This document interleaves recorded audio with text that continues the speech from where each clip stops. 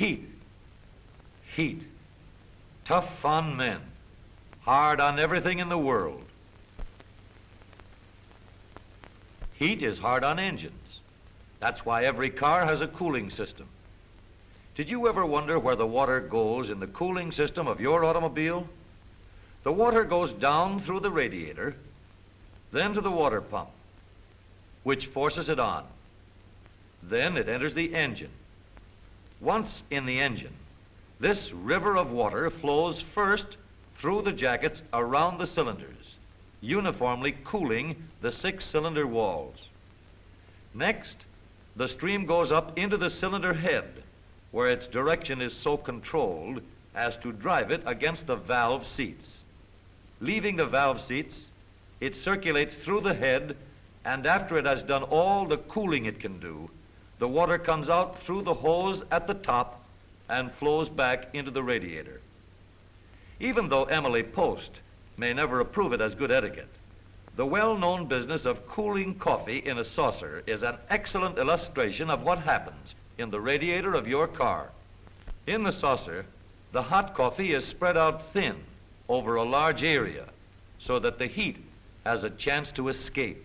Cold is only the absence of heat, and heat doesn't just disappear. It has to be carried away through the air. Now, if you blow on the coffee, that helps a lot.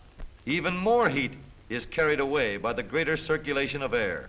That's why large surfaces help heat to escape fast.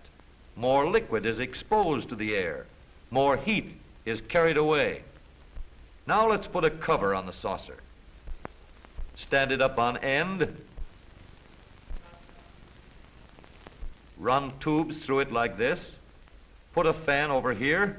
And what have we? A radiator. A big surface plus air circulation. That's what carries away the heat from the water in the radiator of your car.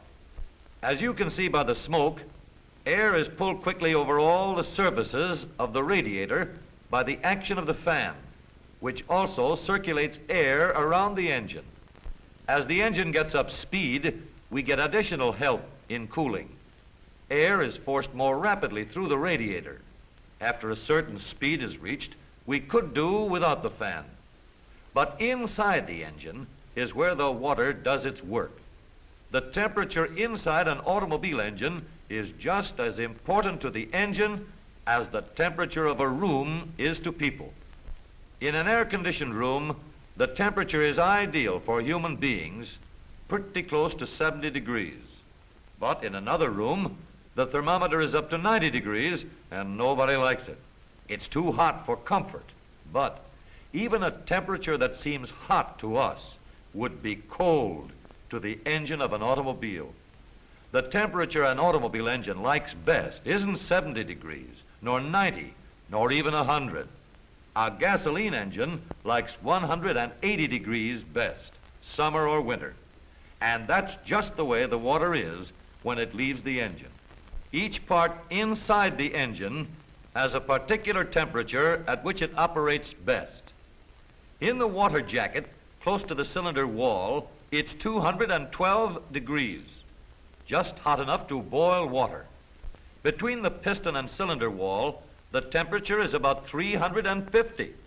And inside the metal, in the top of the piston, it's about 600 degrees, hot enough to boil mercury. Up in the combustion chamber, where the gasoline burns, the temperature is about 3,000 degrees, and that's hot enough to melt steel and then some.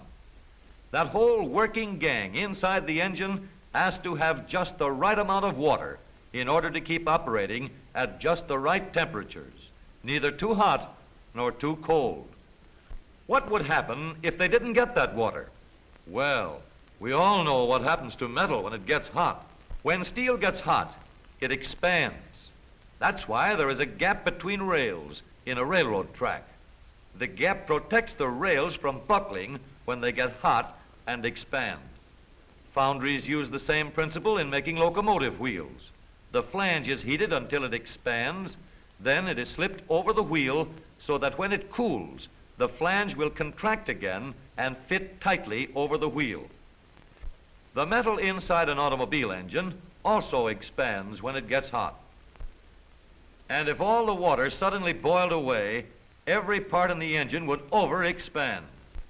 Then nothing could move, and the engine would almost melt. It would be ruined.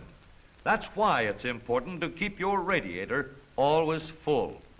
The valves which let the fuel in and let the hot burn gases out are at the hot spot in the engine. They must have a special water spray. They're not content with just ordinary cooling. The valve is being cooled all the time it is on its seat. So the cooler the seat, the cooler the valve. To make sure the seats are cool, water is squirted directly on the valve seats. The cooler the seat and valve, the harder they are and the longer they will last. This kind of cooling keeps valves working efficiently and gives them a long and useful life. In the modern car, all the parts inside the engine get treated to a new kind of cooling. These water jackets run the full length of the cylinder, assuring uniform cooling over the full length of the cylinder wall. This also means that pistons are kept cooler, as they are always running against these cooler cylinder walls. Piston rings and pistons, properly cooled, keep in contact with the oil film on the cylinder walls. Oil temperature is kept down, cylinder bores remain truly round and straight. All parts run cooler. Now, here's a test that shows what the cooling system of the modern car can really do under extreme load and temperature conditions on a steep mountain grade. We're at the bottom of one of the longest, toughest hills in the country, the 9-mile hill between Clarkdale and Jerome, Arizona. A real test of any automobile's cooling system.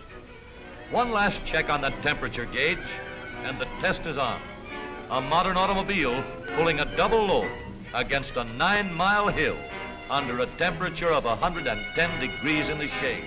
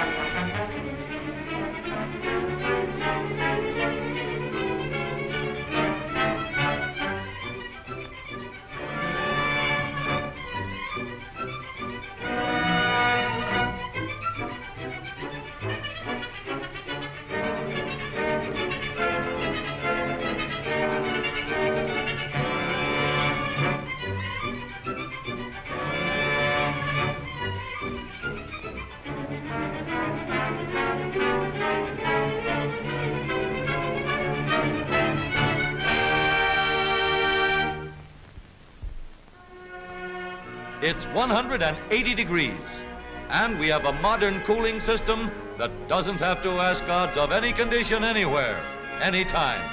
It can always keep cool so long as the water boy comes around.